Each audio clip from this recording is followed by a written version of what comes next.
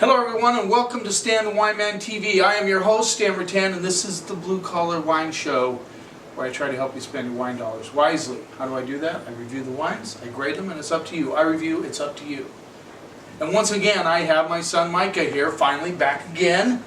I shot, what, 7 episodes without you? 7 or 8? And of course I'm going to have to give him up here pretty soon. He has to go back to work. He's had a little break. He's the food and beverage manager out at the golf course here on San Juan Island.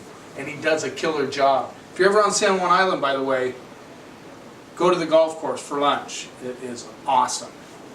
Right? Yeah. Good thumbs up there, right, Micah? Thank you. He does a good job. Excellent job. Very proud of him. Very proud of you, Micah. Well, I've kind of been rolling with the whole Valentine's Day thing, and we did Pinot Noir, then we did some interesting whites and the Brachetto, which is really good, by the way. Good with chocolate. It's always risky kind of getting your girlfriend chocolate, your significant other, because she might be trying to lose weight. It's kind of like, why did you get me that chocolate? I always kind of, unless they really like chocolate, that's a risky one, I think, don't you? Yeah. It's like, but anyway, that being said, you could go the rosé route. Rosé is really cool because it's pink, Valentine pink, it's really cool. I got somebody's sloppy seconds, no, not really. Sales rep dropped these off, they were just open yesterday. They tasted them around and said, why don't you try them? I said, well, I'll do a video, why not? Rosé is a great play for Valentine's Day, especially if you're with somebody who likes wine and they're willing to try new things, then rosé is a great play. If you're going to go the rosé route and they're not big wine fans, you need to make sure that you get a rosé that has good flavor, good balance, all those things. Try to stay away from bone dry rosé because then you're starting to get into some more eclectic kind of palate thing. So we're going to go through these. I have not tried any of these rosés. They're from all over the place, which is kind of fun. Let's get started right off. And now how I'm going to do this is the lighter to the darker, right? Makes sense? It should. Usually rosé is salmon colored or darker, like this one, which is a Syrah based rosé. Depends on where they get the grapes. A lot of people think a great rosé is one that's more salmon colored. That's a lot of rosé drinkers will go that route. Just a really quick breaking the myth of rosé. It is not white Zinfandel. A lot of people still think it is, less now than it used to be. I mean, now people, they understand rosé, but some people still equate it to white Zin. It's nothing like white Zin. White Zin is a rosé type wine, but it's very sweet. And thank God for white Zin, it saved the wine business in the 70s. And it doesn't sell anywhere like it used to, but there's still people who drink it, which is fine. As long as they go to something else, try something new every once in a while. The other myth is that rosé is not low in alcohol. It's not like a Vino Verde, excuse me. By the way, I think a Brachetto di Acqui. I think I was saying Acqui in my last episode. It's di Acqui, not Acqui. It's a little correction of myself. I hate it when I do that. Okay, so let's get started right off. We're going with the Lauribert La Cuvée de Lisa. And this is $9. It's from Vaucluse, which is in the southern Rhone Valley.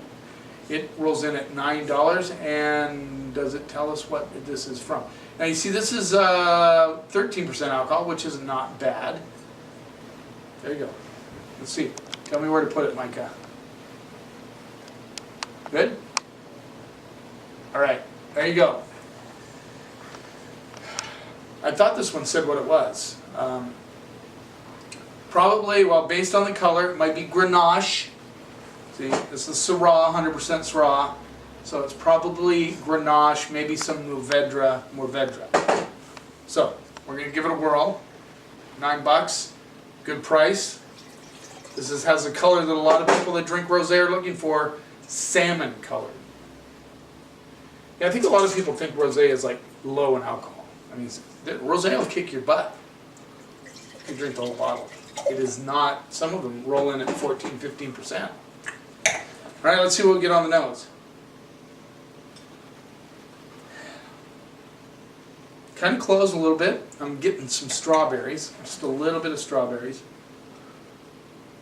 Crushed rock, herbs. You would expect to get herbs from the Rhone Valley. It's just the way it is. It's old world, so herbs are a big play when you're getting rosé from France.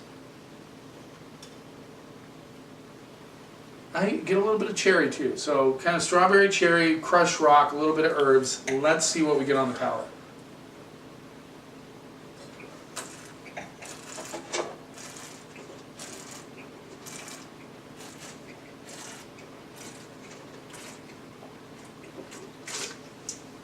What's funny about this bucket? It smells like tuna fish. It's weird. The aluminum. This is a beautiful rosé. I mean, it's got a watermelon all day. I mean, that's the first thing that came to my mind was watermelon, a little bit of strawberry. It is, this would, what was that? This would be great, if you're talking about bringing a rosé for Valentine's Day, sharing it with your significant other, this is a beauty. It's got good fruit on it, but its finish is dry, which is okay. Because as long as it has that fruit, and it has good balance.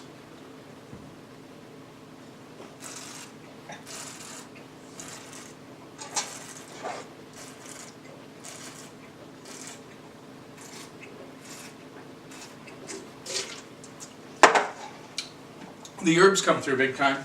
You get a little bit of crushed rock on that. I'll let Micah join the party here. Here, Micah, take this. Give it a whirl back there. So it has good fruit, good balance, good acidity. I just think it has a good flavor on it. A lot of cherries and watermelon big time. I don't know if you're getting the watermelon. You getting the watermelon off that? Mm-hmm.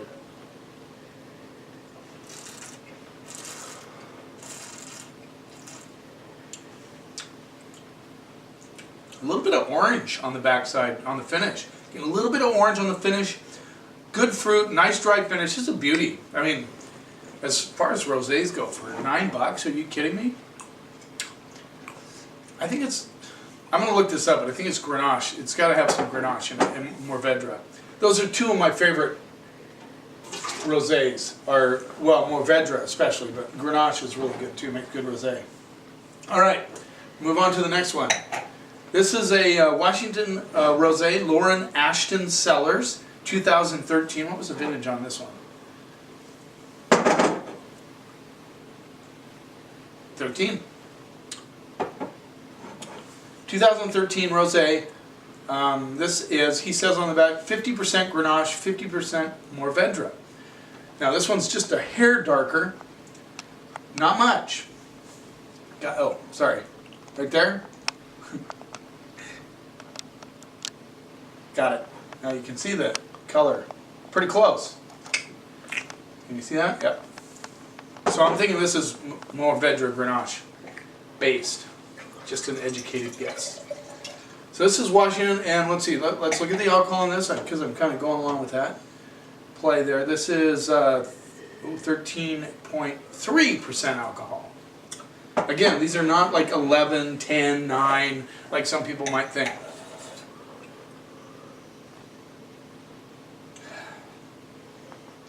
This is cherry, a little bit of bubble gum coming through. That's not a bad thing. Don't get me wrong. It's not a bad thing. It's just it's got that cherry bazooka sort of thing going on. Strawberries for sure on the back end.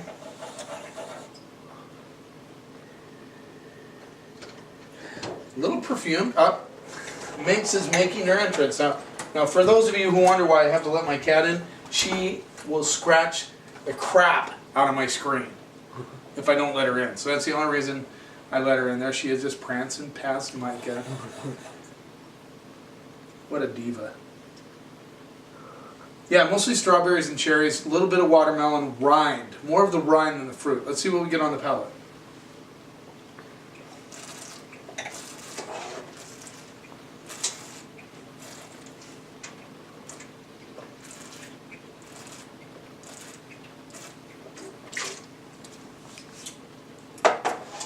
This is definitely drier than the one from Vaucluse. It's, I gotta think about this one.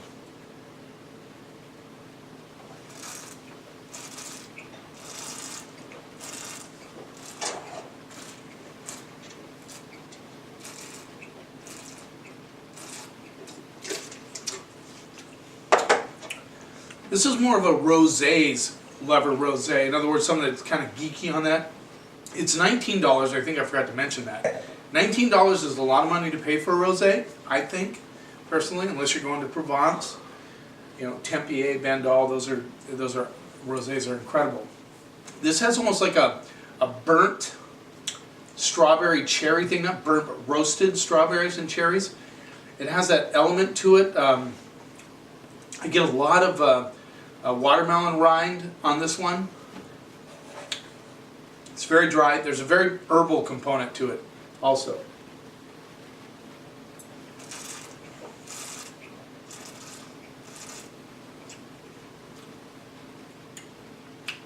A lot of strawberries and cherries on the back end.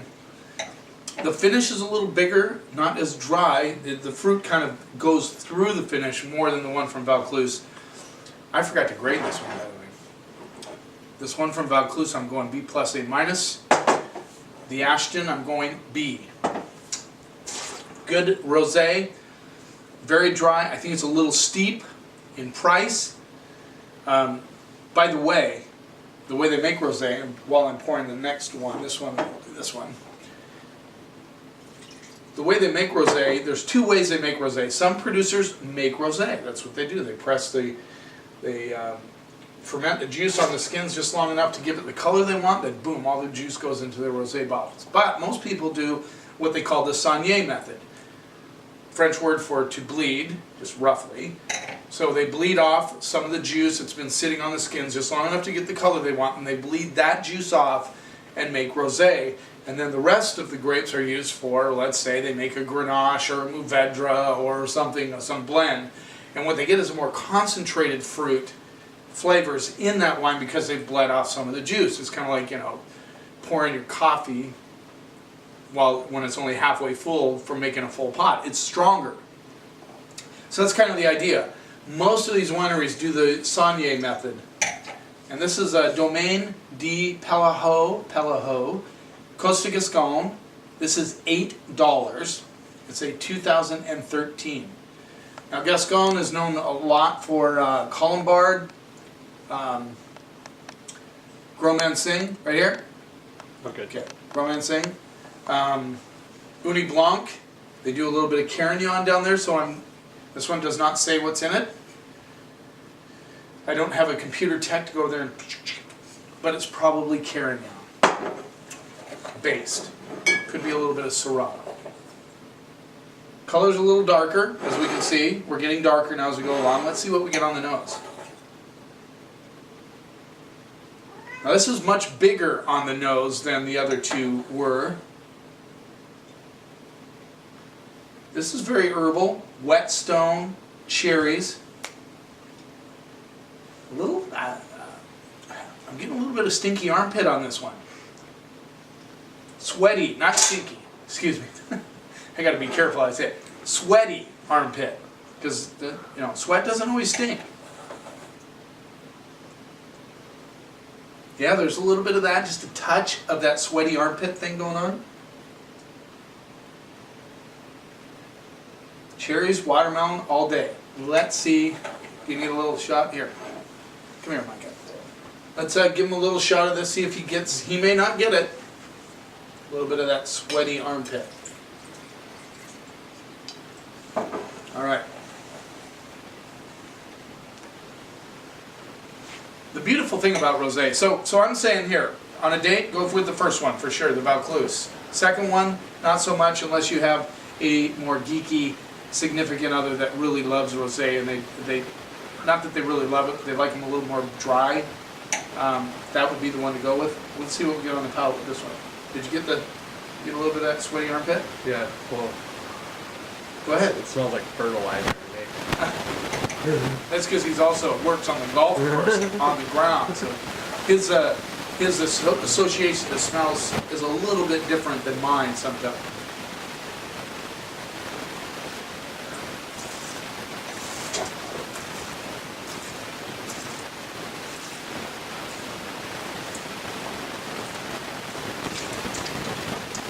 That one doesn't have as much fruit on it.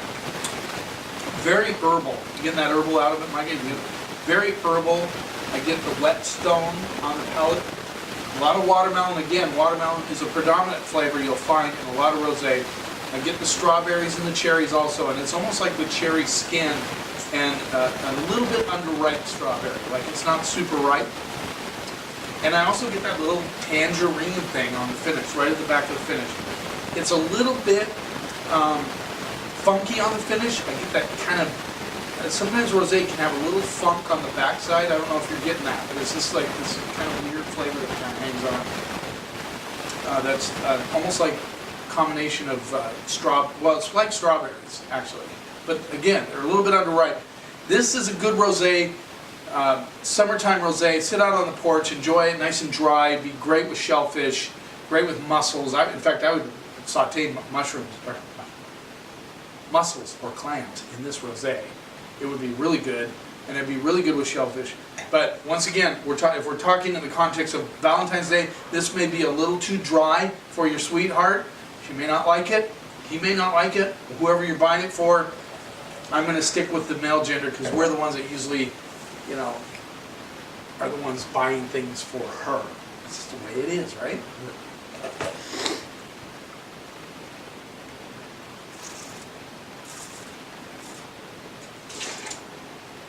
It's a good rosé. I'm going to go B- on that one. On to the next one. Now we're into This Old Porch from Sparkman Cellars. He throws a bunch of stuff in this. I tried to find out what he had in this, and he's just kind of tosses a bunch of things. It's a little darker, so he may throw Cab in there. He may throw Syrah. Down. Got it? This is $14, which for Chris Sparkman is a good price. Love that guy. Let's see what we get on the nose.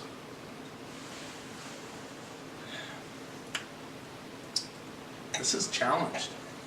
I'm not getting anything.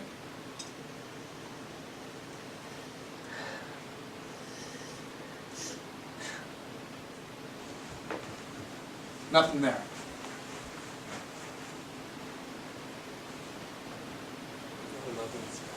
Speaking. Yeah, there's nothing popping out. This is like zero. I mean, this is zero nose, like phew, maybe sub-zero. I mean, really. I mean, there's a faint something, but it's so faint I really can't. I can make something up. Do you want me to make something up? Okay, nothing there. Let's see what we get on the palate.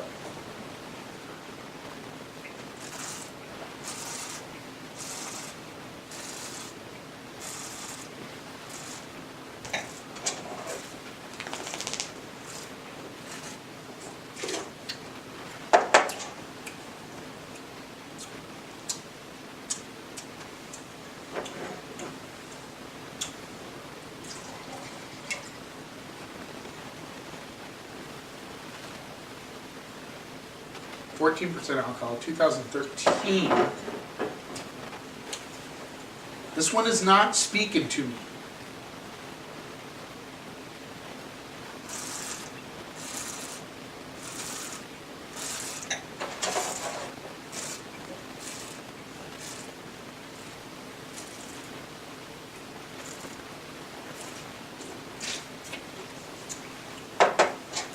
If you have to work that hard to make something come out of it, I don't like that.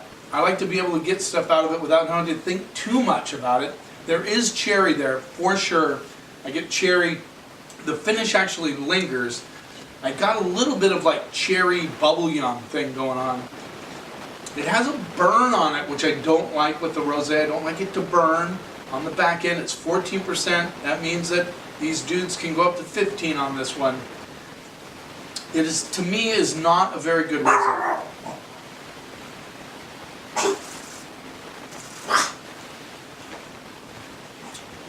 Get a little watermelon on the backside. Yeah, I don't know. That one's not doing it for me. I'm going to go C minus on that for $14. You can do much better for less. So let's move on. What else can I say? C minus on that one. So this is Vina Alhibs. Syrah Rosé 2013. 12.5% alcohol. So this is a little bit less. Don't get me wrong, I'm not on a big alcohol thing. You know that about me. Don't really care about the alcohol, but this is from Vino della Terra di Castilla, so it's down in south central Spain, right in with Jumilla, which is a region down there. So there you go, 100% Syrah. Now, that being said, and I'm going to be fair in my estimation of this wine, but one of my personal least favorite rosés are Syrah based. I don't know what it is about them. They tend to get a little bit weird on my palate. This has a good nose, a lot of strawberries, a lot of cherries, just a hint of watermelon.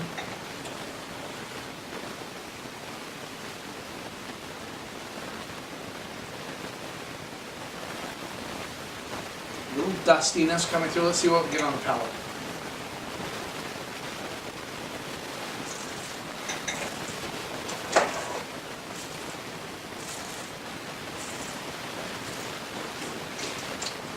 There you go, I really like this one. I really like it. Bring your glass over here. This has good acidity, so it has this like nice little beam of acid coming through it, but it's not bone dry. It's got good fruit, a lot of cherries. I mean, just like this really intense cherries with this beam of brightness coming through, which really makes it pop on your palate. I mean, it's like, almost like it's hanging on me, right? It's like I licked a steel, like a stainless steel plate, and that's kind of hanging on my palate right now with the cherries. It's got a little bit of herbal component coming through. Reminds me a little bit of maybe rosemary or tarragon coming through on the back end.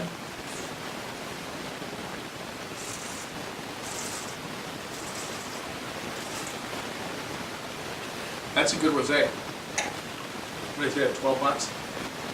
Good job. This is imported by Casa Ventura. This is, come on. I can never remember his name. It's driving me nuts. I did an interview with him. Bazzi. That's it. Bazzi. He does a good job importing wines. Casa Ventura, if you're looking for a good importer. This is a great bottle of wine. I don't know. What do you think? I think it's really good. Yeah. My mouth is watering. This would be great with shellfish, great with food, great with like Asian noodles, something like that. Be really good. Ham, anything like that. Really good, and I think your sweetheart would love this rosé. If you're bringing something to the plate, I would go with the Syrah base. Now that's impressive because I'm usually not a big fan of Syrah base because of the acid. I think it really pops it, really makes it nice. And the Vaucluse, these would be my top choices right here. And this would be like number 3, the Gascon rosé. Right in there. I think Sparkman sucks. Sorry, Chris. I don't mean to say that harshly. I love Chris Parkman. He makes great wines. Don't get me wrong. That rosé just does not do it for me. But I'm gonna go A minus on the Vina Alhibs or Alhibs. I don't know. It's so funny. The J is silent. Vina Alhibs. I'm gonna say Alhibs. That's my best guess. Sorry, guys. Or butcher it. You can hit me over the head with a bottle later. 12 bucks, good play. A minus. I said A minus, right? All right, there you go. Rosé episode. I'm doing a rosé for Valentine's Day. Just remember, you're not low on alcohol, so you can get hammered on rosé if you're not careful. And if you're going for a rosé and you don't know what your significant other likes, try and make sure that it has a little bit of fruit on it. It can be dry on the finish like this one, but make sure it has fruit. That way you're not offending their palate. Thanks for watching, and remember, wine is not a mystery, it is just fermented grape juice. Trust your palate, be willing to experiment, try new things, and never let anybody tell you what you should or shouldn't like. And if we do that together, we can take the snot out of wine.